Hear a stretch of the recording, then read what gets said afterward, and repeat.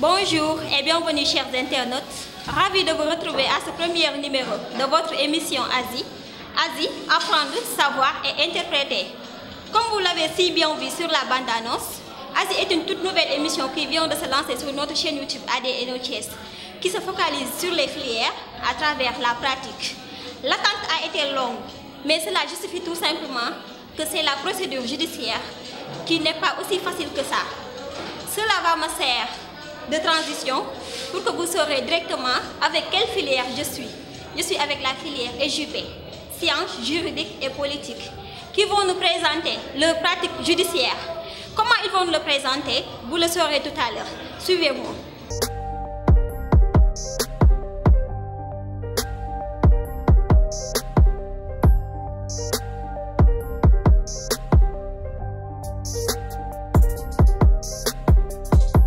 La cour.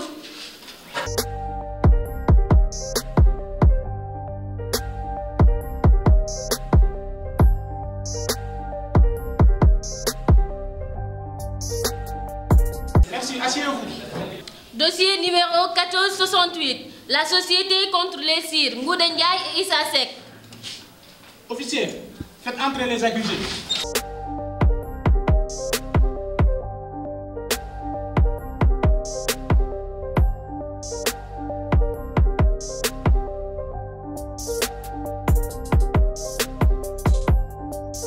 Ngouda Ndiaye, fils de Mans et de Astou Ndiaye, né le 24 octobre 1996 à Ziguinchor, célibataire sans enfant, c'est vous.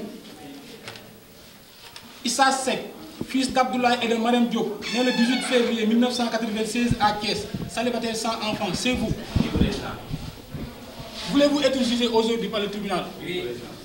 Vous êtes accusé d'association de malfaiteurs, détention et trafic de chanvre indien, fait prévu et réprimé par les articles 238 et 239 du Code pénal et les articles 95 et 103 du Code des drogues. Le 25 mars 2018, vers 13h, la gendarmerie a effectué une descente au niveau de votre verger, situé à peu près d'1 km des habitations de la ville de Thiès Nord, plus précisément à Zagba, Ngent, où ils ont surpris entrée d'user du chanvre indien. Après une fuite minutieuse, ils ont découvert un seau contenant 1 kg de chanvre indien et une somme de 752 000 francs CFA, représentant le produit de la vente journalière. Reconnaissez-vous ces faits? Non, monsieur. Comment ça? Donc, monsieur Ndiaye, expliquez-moi donc ce qui s'est passé réellement. Je reconnais que les officiers de la gendarmerie ont fait une descente dans mon verger. Mais le seau y trouvé ne m'appartient pas. Je reconnais aussi que je suis un fumeur mais pas un trafiquant. Donc, à qui appartenait le seau? À une vieille connaissance du nom de Moussa Faye.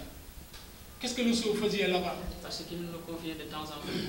Monsieur Seck, vous l'avez entendu? Oui, monsieur. Saviez-vous le contenu du seau? Non, monsieur. Quelle relation entretenez-vous avec le sieur Faye? Le sieur Faye est juste une connaissance qui vient de temps en temps dans notre verger pour faire des affaires. Pourquoi garder un seau dont vous ignorez le contenu? Parce que nous n'avons jamais imaginé qu'il peut s'agir de la drogue.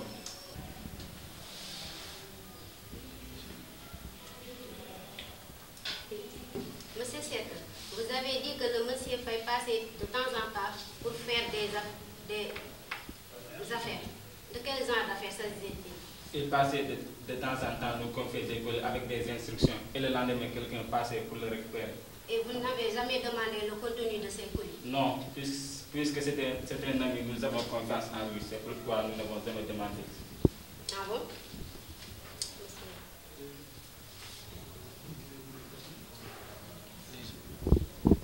Monsieur Seck, combien le sieur Faye vous payez quand il passait vous confiez le seau? Ça dépend, cela varie entre 50 000 et 75 000 francs. Monsieur Ndiaye, actuellement où est monsieur Faye? Actuellement, non. C'est lui qui nous contactait avant de passer. Pourquoi lui et son client n'ont pas passé pour récupérer les marchandises? Je l'ignore, mais ça nous surprend. Merci. Monsieur le procureur, vous avez la parole. Merci, Monsieur le Président. Monsieur le Président, voici deux personnes, deux délinquants récidivistes, trafiquant notoire de chanvre indien. Monsieur le Président, ils se sentent à l'aise dans le commerce de chanvre indien qu'ils exercent au milieu de leur verger, loin des habitations de leur ville. Monsieur le Président, ils soutiennent que ni leur chanvre indien, ni l'argent ne les appartenant pas. Donc, Monsieur le Président, la question est de savoir pourquoi les propriétaires ne se sont-ils jamais se présenter? C'est parce qu'ils n'existent pas, Monsieur le Président. Pourquoi quelqu'un les paye 100 000 francs pour garder un zoo? Ce sont des fausses histoires, Monsieur le Président. Mais qui paiera de telles sommes pour garder un zoo, ne serait-ce qu'une seule journée? Certainement. Le trafiquant de chanvre indien, comme l'ont dit mes clients. Attendez qu'on vous donne la parole. Monsieur le Président, ils disent que ce sont des gardiens de verger. Donc la question est de savoir aussi de quelle activité tient-il dans ce verger? Du maraîchage et d'élevage de poulets de chair. Donc, pourquoi la gendarmerie n'a ni trouvé du produit, ni de poulet? C'est parce que nous étions en train de reconstruire notre verger. Monsieur Ndiaye, vous dites que vous êtes les propriétaires de la marchandise et de l'argent. C'est ce que vous avez dit aux enquêteurs? Parce que les enquêteurs ont obtenu des aveux de notre propos, car une longue durée de détention sans manger, ni boire, ni même aller aux toilettes. Ils nous ont torturés, c'est pourquoi nous avons avoué être les propriétaires de la marchandise et de l'argent.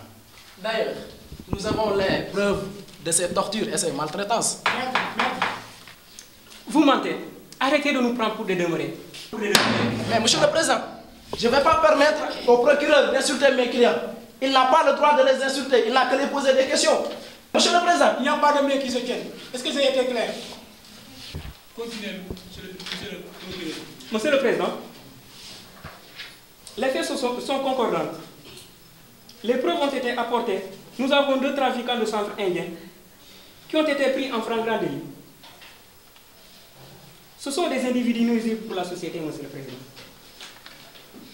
Ils ont avoué lors des interrogatoires d'être les propriétaires de la marchandise et de l'argent et qu'elle destinait à la vente. Donc nous demandons, Monsieur le Président, l'application de la loi conformément aux articles 238, 239 du Code pénal et les articles 95 et 103 du Code des drogues. Nous demandons, Monsieur le Président, que ces délinquants-là soient condamnés à un emprisonnement de 10 ans, ferme et suivi de travaux forcés, et une amende évidemment de 1 million de francs CFA, Monsieur le Président.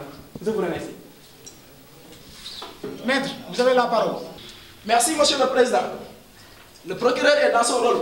Son rôle, c'est de charger mes clients, de les présumer coupables, mais non des coupables comme il le prétend. D'ailleurs, ça aurait été beaucoup plus pertinent de sa part s'il nous donnait les preuves matérielles et palpables de ses dires.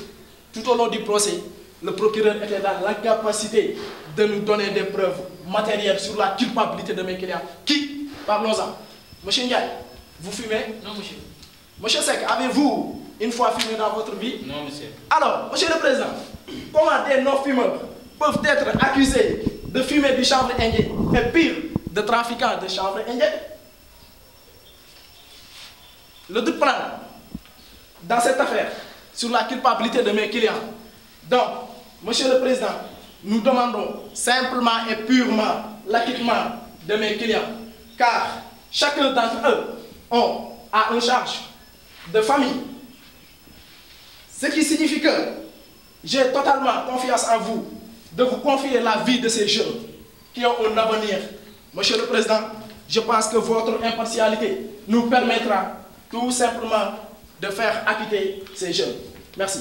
Maître, vous avez la parole. Monsieur le Président, oui, nos clients ont été stupides et naïfs de faire confiance à un homme trafiquant de chanvre indien.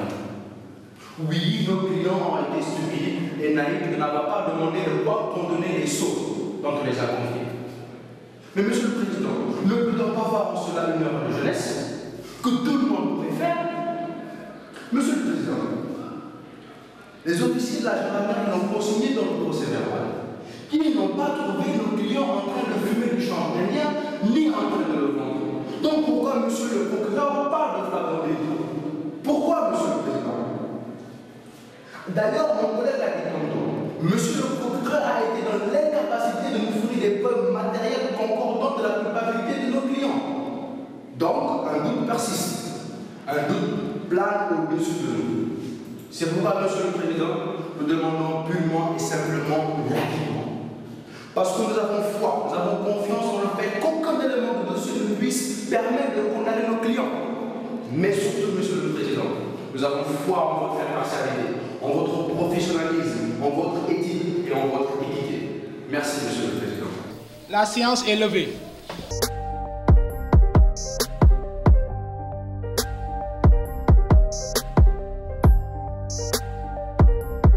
Ainsi, après délibération, le tribunal condamne M. Ndiaye et M. Seck une peine d'emprisonnement de 5 ans ferme chacun et une amende de 2 millions de francs CFA. Voilà, c'était tout pour ce premier numéro de votre émission Asie. Je pense que vous avez appris, vous avez retenu du savoir et vous allez interpréter la pratique judiciaire que nos éminents juristes ont tout à l'heure montré. Et nous vous donnons rendez-vous très prochainement avec une autre filière, à savoir la science économique et de gestion, SEC.